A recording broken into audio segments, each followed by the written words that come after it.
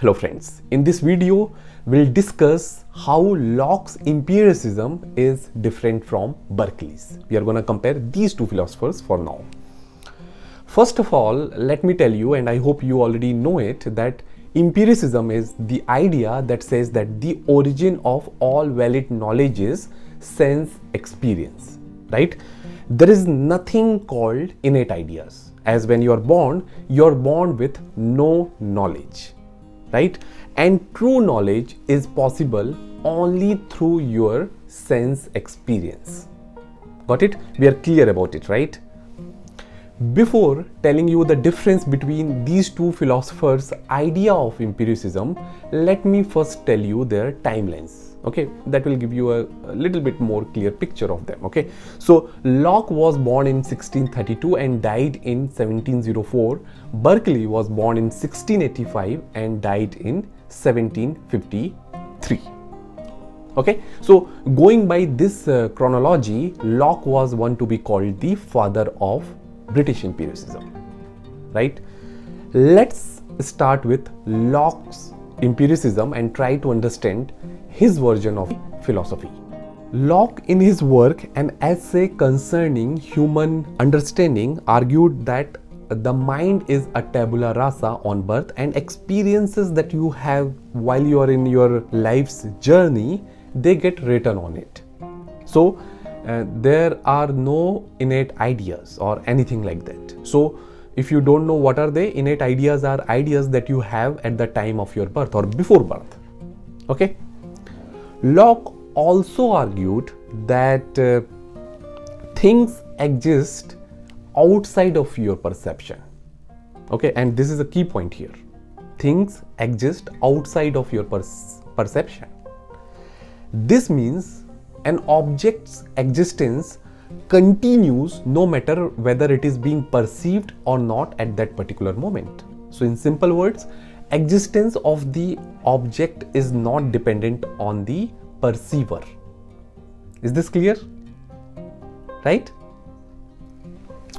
Now let me explain you how sense perception works as per Locke.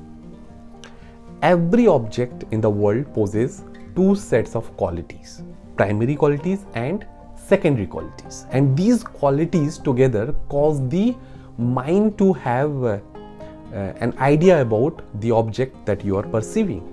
So in simple words, from these qualities different ideas get produced, and through these ideas we get knowledge of the objects of this world. This is how perception works.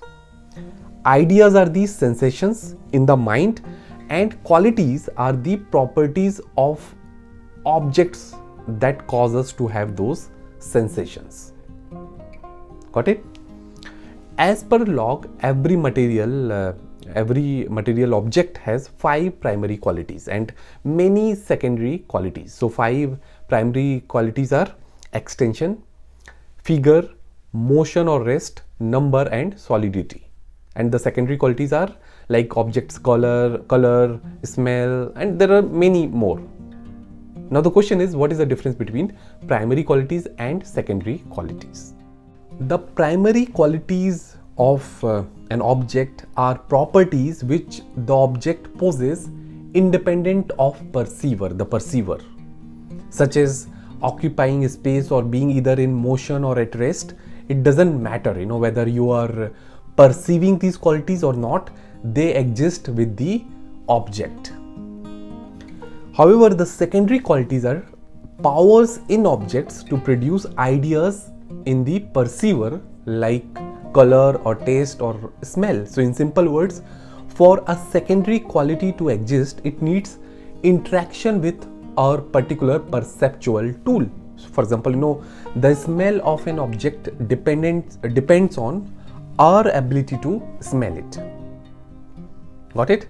So this is Locke's version of empiricism at very high level. I think it's now clear. But the real question is how this empiricism is different from Berkeley's, right? For Berkeley's, there is no separate existence of the material that you are perceiving outside of your perception. He said, "Esse ist Perikipi, which means to be is to be perceived. So if I am the only one who is looking at an object, as long as that's in my sight, the object's existence is there, but once it is out of my sight, it has no separate existence. So it's a kind of immaterialism or idealism that says only ideas are real. So I hope you understood the difference. This is it for today's video. Thank you so much, and I'll see you soon.